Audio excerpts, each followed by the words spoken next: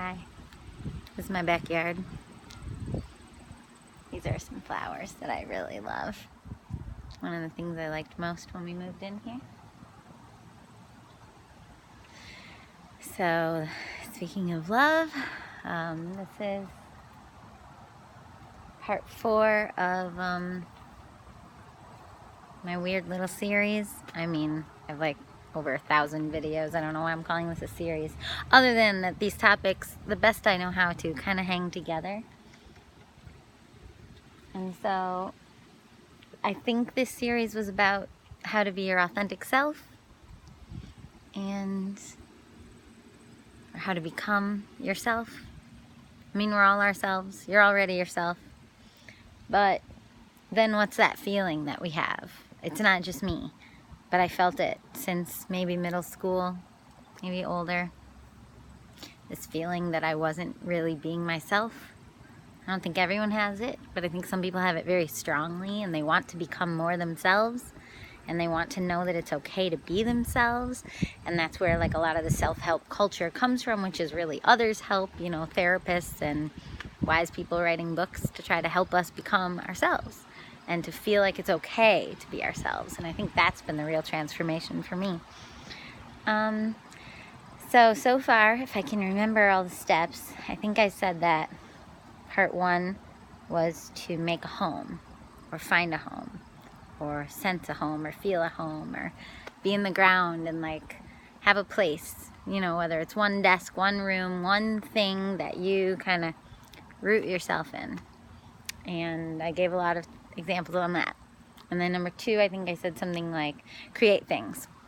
And so that is, you know, I'm just remembering that I hated it when a particular author would always recap old things in the beginnings of her new things. And she's a very famous author.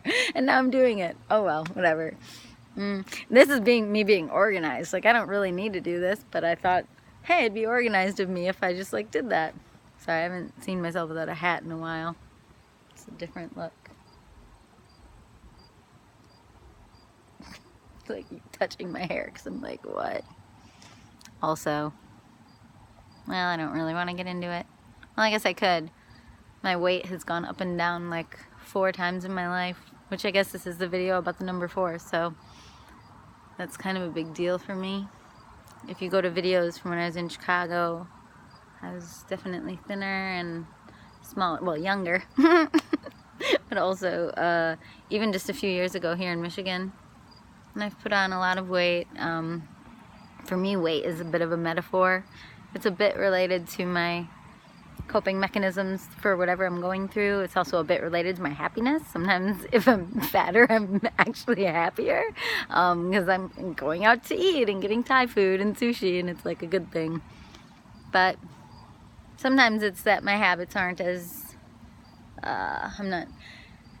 sometimes, and a little bit what it's been lately is, in the last year or 2, it's that when I do a lot, I put myself last.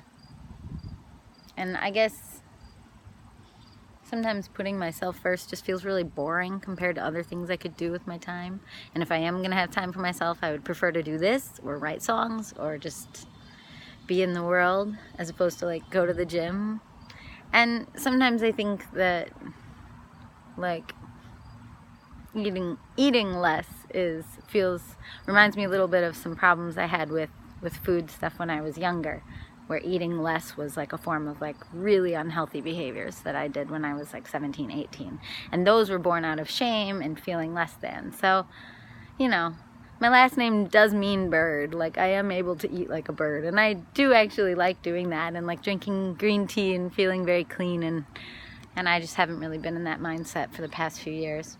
Partly because I've been feeling a lot more discouragement about the world and like what it is to be alive the last couple of years, politically. I'm not going to get into that. Well, I might get into that. That's what this might be about. So step 4 on becoming your authentic self. This one, the higher I get in these steps, the more I think it's going to be hard for me to talk about these. But the last 2 were actually pretty hard to talk about. So yeah. Basically, I didn't even decide what 4 is. I just know how 4 feels. I think it is a little bit related to decisions, becoming your authentic self. So I think and step 3 was, so 2 is create things, whether it's creative things or creating your own life, creating your own experiences, creating little people out of your tummy, because that's how people are made. That was step 2. And step 3 was like, believe that you have value. And so believing you have value is like where confidence comes from, I think. And then I talked a lot about that already. So step 4, I'm kind of just stalling. I haven't really thought what step 4 is. I think step 4 has, for me anyway, a lot to do with boundaries. But like, it also has to do with like love and expansiveness. And like one of the things I find myself bringing up whenever I feel really guilty or sad about problems in the world on Facebook, sometimes I think I bring up that like social media is a really new thing. We're not supposed to know this many people. We're not supposed to witness this many people's pain and problems. Like, this is a new thing in history. And even as recent, even print news is a new thing in history. Like, you're supposed to know your community around you and feel terrible when things go wrong for them and rally up as a community. But like, how do we rally up as a whole world when, if every day you're inundated with billions of problems, like there's literally no way to be helpful. And I think it's affecting people's hearts. And so then it creates a feeling of futility, it creates a feeling of helplessness, and I think that's being taken advantage of by a lot of people in power who are maybe gaining their power in manipulative ways right now. Not maybe. I don't know if I want to get into that. I want this to be uplifting and inspirational, but I'm not actually very uplifting.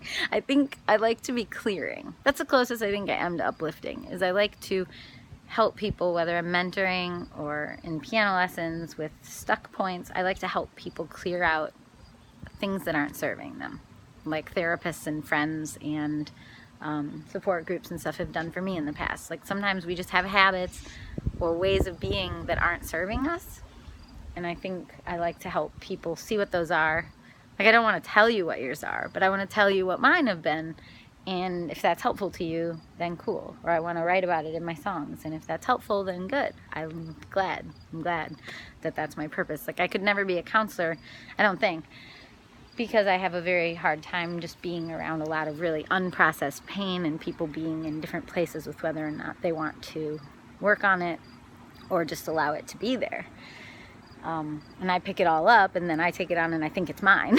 And like, that's a crazy mess. So like, I talked about that a little in the last video too. Holy crap. I'm kind of sharing a lot now.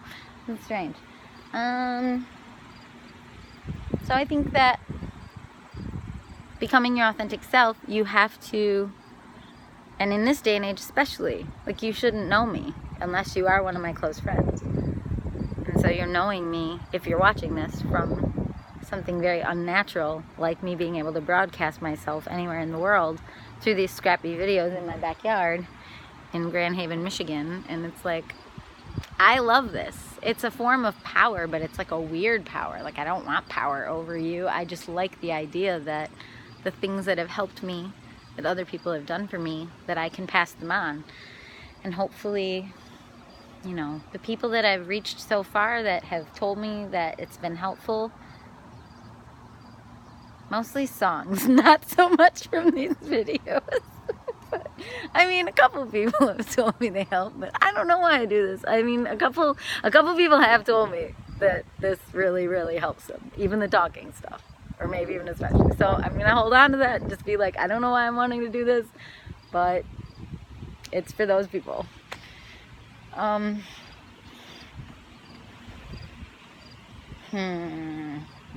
Let's have you not look at my face while I'm thinking. You can look at these flowers because they look so cool.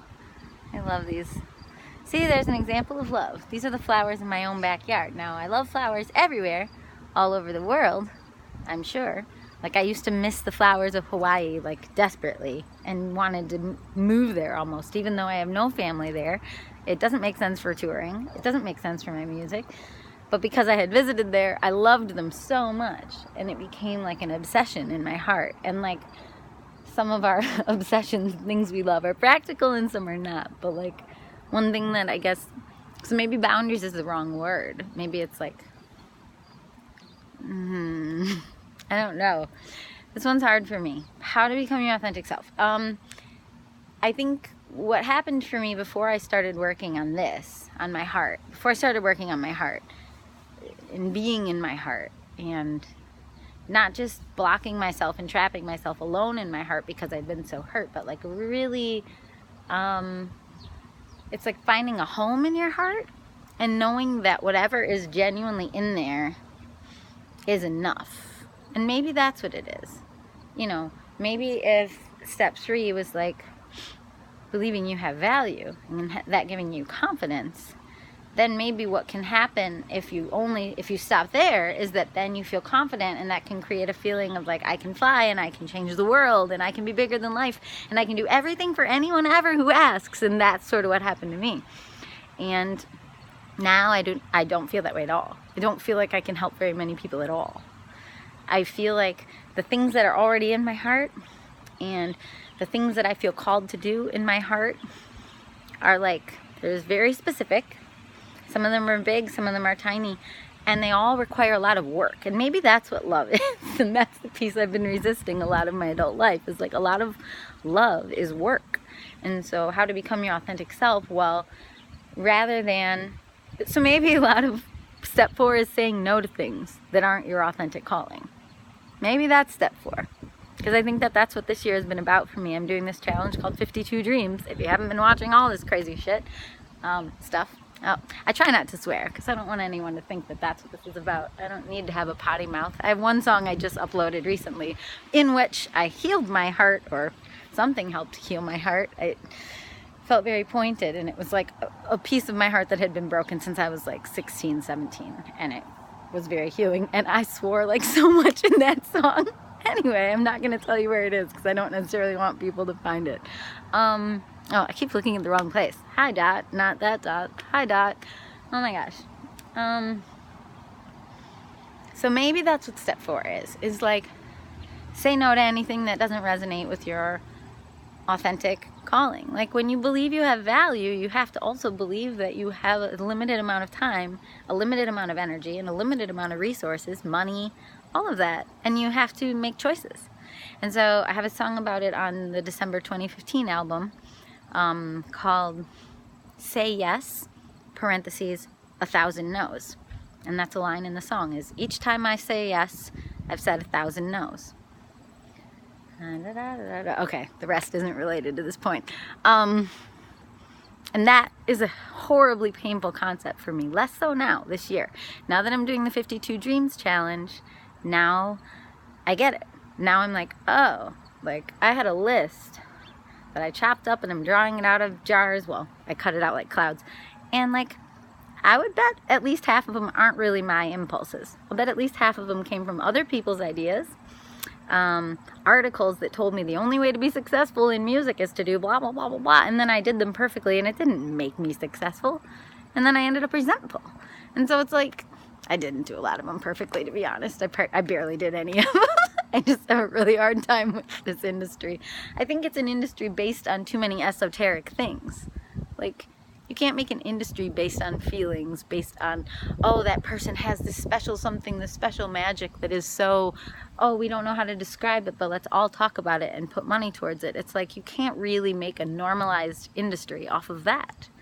And so what I've learned to focus on instead is, which of those things am I really envying? Which of those things am I really wanting? Am I really wanting the attention and people saying those things, or am I really wanting to be that thing? And so I'm like, oh, well, those two are the opposites. Like, I can't control what people say about me, but I can control whether or not I focus on the things that I think make me feel connected to my art, which makes me feel like an artist. And if I focus on the other things that all these articles tell me to focus on, like how to make people think you're an artist, or how to make people attracted to you, or how to make people buy your shit. I just had to swear because it felt right there, but it just doesn't feel right. I know it's wrong. I know it's wrong. So if you are a creative person in any capacity, that's the wrong approach. I wasted so much time on that. And it's not about time. I wasted so much like feeling on that. like that fear of like, oh, maybe they're right, maybe I should be doing this and should be doing that, and it's like, no, I don't think that's what I was supposed to be doing. Or maybe it was what I was supposed to be doing so that I could learn that it's not wise to do that, so that I could tell you, hey, don't do that. And then you can save a decade not doing that stuff. I was going to say shit again, but I didn't. Well, I did just say that I didn't. I think that's all I can say about step 4. This is short for me. Good job, Jess. Yeah, that's it. Make choices. Protect your heart. I guess I could say that to become your authentic self,